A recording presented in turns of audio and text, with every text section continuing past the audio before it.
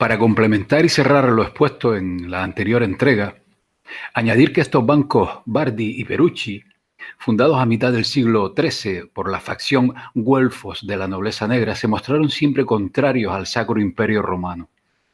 Y ya en su momento, Carlomagno advirtió sobre el peligro que suponía Venecia y las ciudades-estado del norte italiano. Estos güelfos afirmaban sin rubor ser aliados del Papa de Roma, al cual empujaron y convencieron para que la usura, y esto es importante, dejara de ser pecado mortal y disminuirlo a venial o de menor importancia. Y parecían disfrutar de una exención efectiva de los mandatos de los papas católicos contra la usura y también de su prohibición de comerciar con el infiel, con los regímenes, por ejemplo, de Egipto y Siria. Con anterioridad, allá por la década de 1180, el poderoso doge de Venecia, Ciani, provocó el enfrentamiento entre el Papa y el emperador del Sacro Imperio Romano, Federico Barbarroja, mediando luego este dux para un acuerdo llamado Paz de Constanza,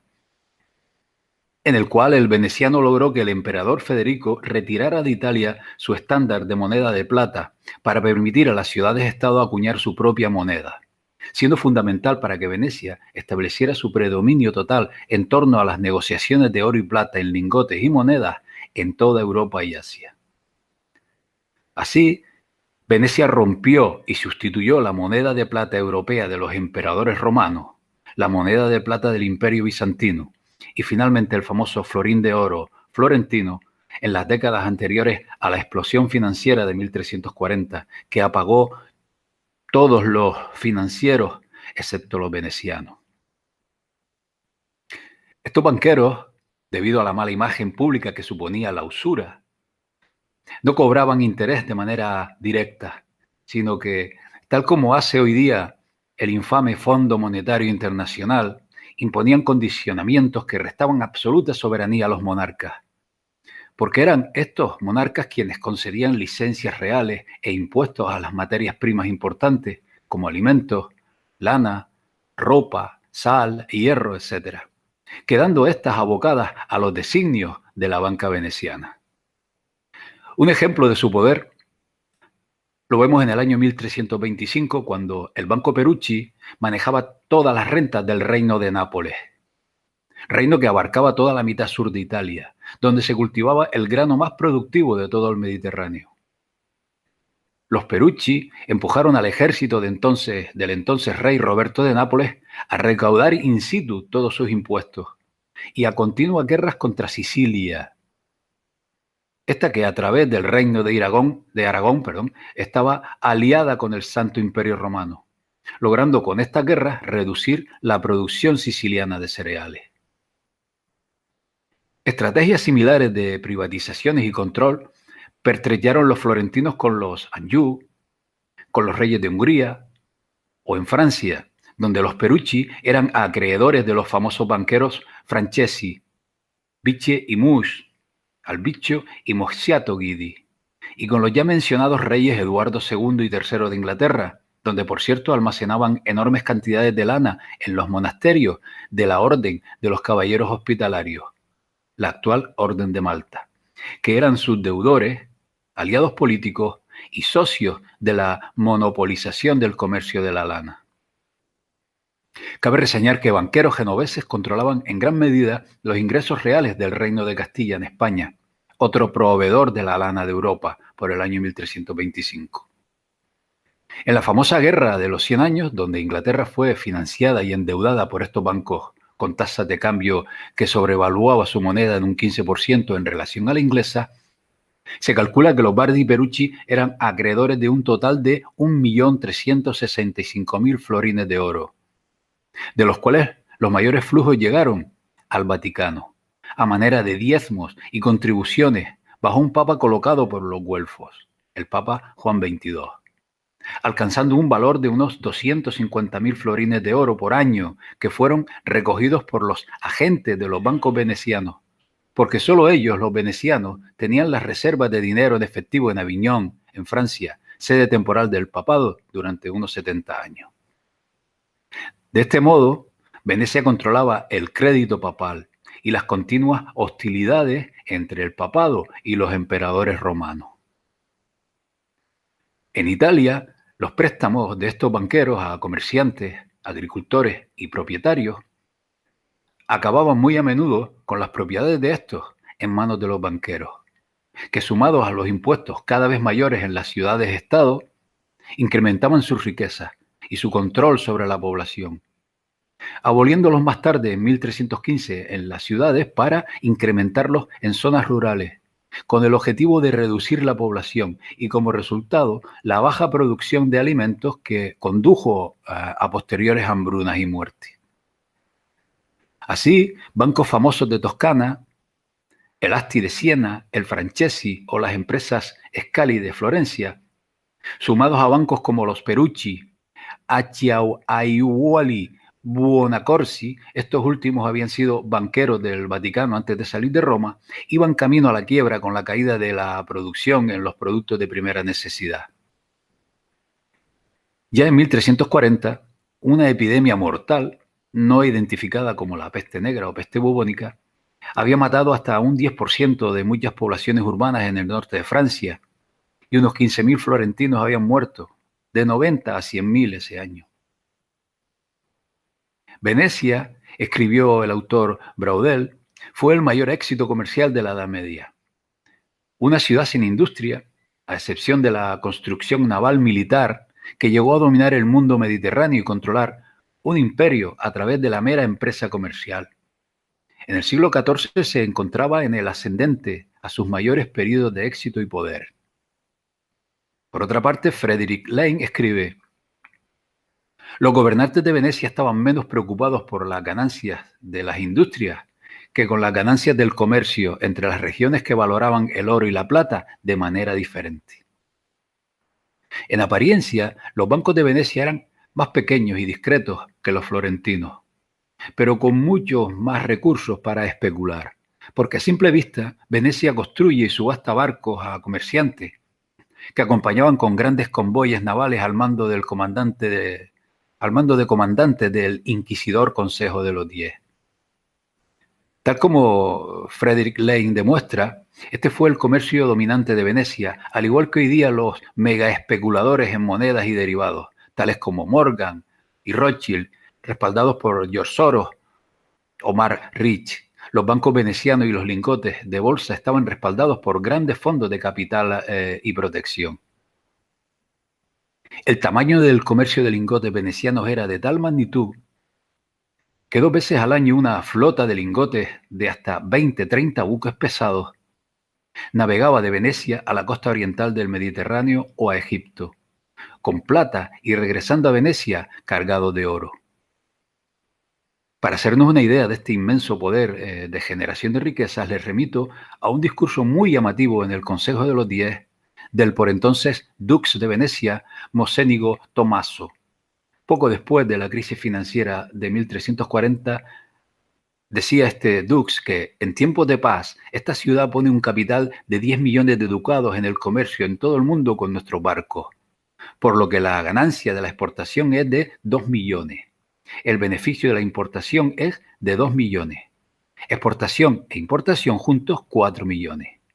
Se han visto en nuestra ciudad cada año 1,2 millones en oro. En plata 800.000, de los cuales 5.000, unos 20.000 ducados, acuden anualmente a Egipto y Siria. 100.000 a sus lugares en la parte continental de Italia. A sus lugares más allá del mar 50.000 ducados. A Inglaterra y Francia unos 100.000 ducados. Pero, ¿cómo fue posible todo este intercambio de oro, por ejemplo? Fue posible porque el oro de Oriente estaba siendo saqueado fuera de China, hasta entonces la economía más rica del mundo, y la India por los imperios mongoles asesinos. Y el extraído en Sudán y Mali era vendido a los comerciantes venecianos a cambio de plata europea enormemente sobrevalorada, que se extraía en Alemania, Bohemia y Hungría, y se vendía exclusivamente a los venecianos. Un hito fundamental para consolidar la alianza de Venecia con las ciudades-estado, con el papado y con los reyes normandos y los Anjou contra el Sacro Imperio Romano fueron las famosas cruzadas cristianas. La primera en el año 1099 y la séptima y última importante en 1291, puesto que fortalecieron el imperio marítimo comercial de Venecia hacia el este, ya que fue Venecia quien surtió de barcos a los cruzados para su traslado a Oriente Medio, proporcionándoles además grandes sumas de dinero, les sobraba, que el dux justificaba para capturar y saquear a saco las ciudades. Así, Venecia obtuvo el control de ciudades como Tiro, Sidón y Acre en el Líbano, y Layacho en Turquía,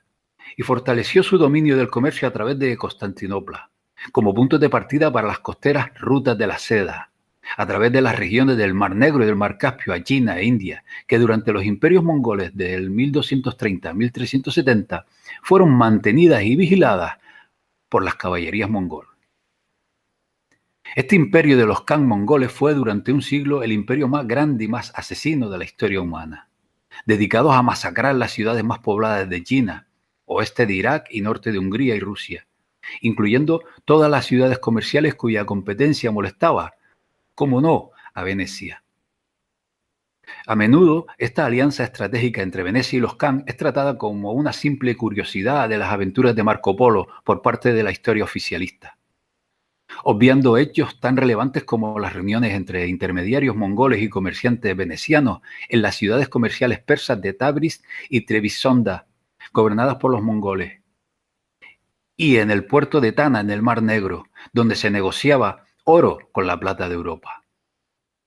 A este intercambio de divisas se asoció un comercio a gran escala de esclavos de los dominios mongoles. Este fue el llamado oro tanga, desde el tangi, o piezas sin acuñar con el sello de los mongol Khan, con la plata en pequeños lingotes venecianos llamados sommi, que eran el medio de intercambio común de los mongoles y tártaros cánatos. Al tiempo que estos mongoles arrasaban y asesinaban, saquearon todo el oro de China y de la India bajo su control, y reemplazándolo con monedas de plata, y para las castas más bajas, es decir, los chinos, con el papel moneda. Esta misma caballería mongol, aliada de Venecia, expandió la famosa y misteriosa peste negra por la península de Crimea, en el Mar Negro, y desde allí por barcos a Sicilia e Italia en 1347. Y desde Italia se extendió por toda Europa, donde, recordemos, los niveles nutricionales ya habían caído, puesto que la producción de cereales disminuyó a causa de la usura bancaria antes expuesta. Dos causas que llevaron a Europa en un siglo, a una reducción de población de unos 90 millones que había a menos de 60 millones de habitantes.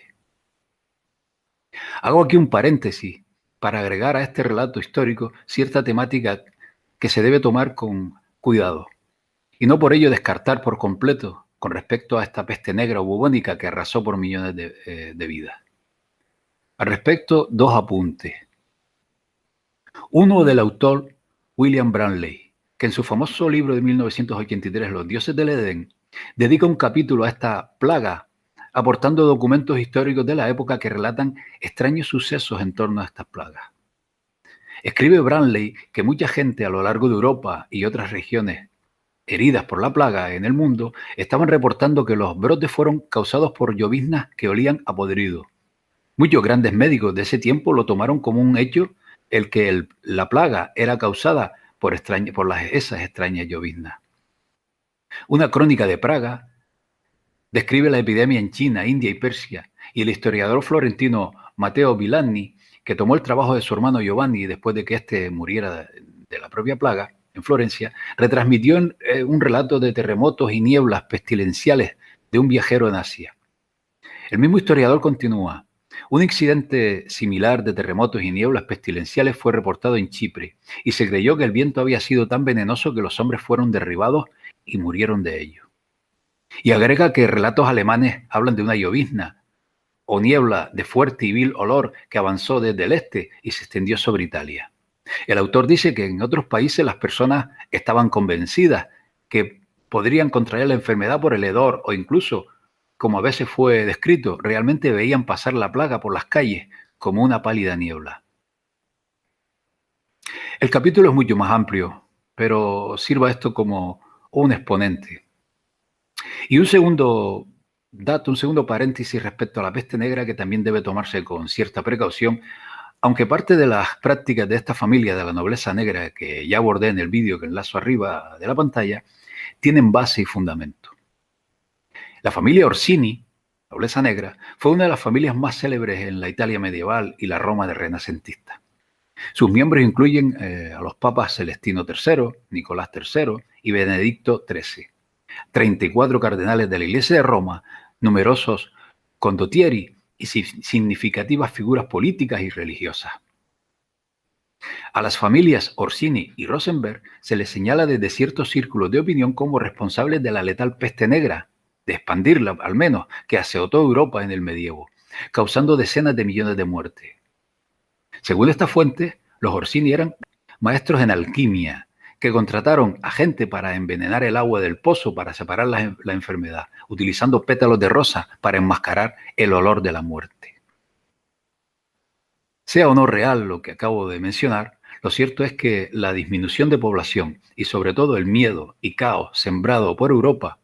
ayudó a los intereses de Venecia. Y ustedes deciden. Es más que evidente que los aumentos de los precios marcados por las secuelas de la peste negra y las epidemias posteriores duraron más de una generación, que llevó luego a una deflación aguda y al colapso de los salarios alrededor del año 1380. Después del año 1400, las fuerzas políticas se volvieron contra los métodos de los banqueros de libre empresa italianos. Así, en el año 1401, el rey Martín I de Aragón los expulsó.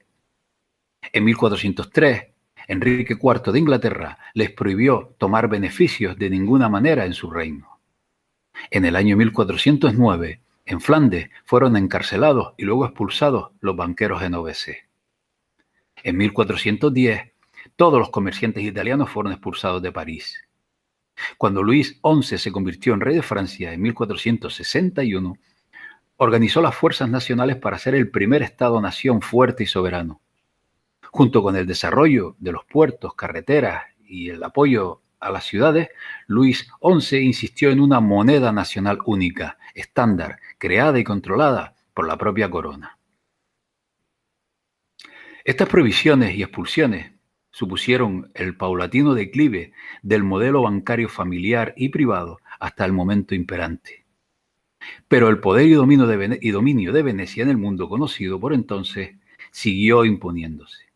hasta el punto de transformarse cual serpiente mudando su piel para superar varias embestidas históricas que abocaron a la nobleza negra a diseñar un nuevo modelo bancario en otras tierras que pervive y domina hasta el día de hoy y que abordaré en la siguiente entrega. Pues bien, amigos, esto es todo. Hasta pronto. Saludos a todos.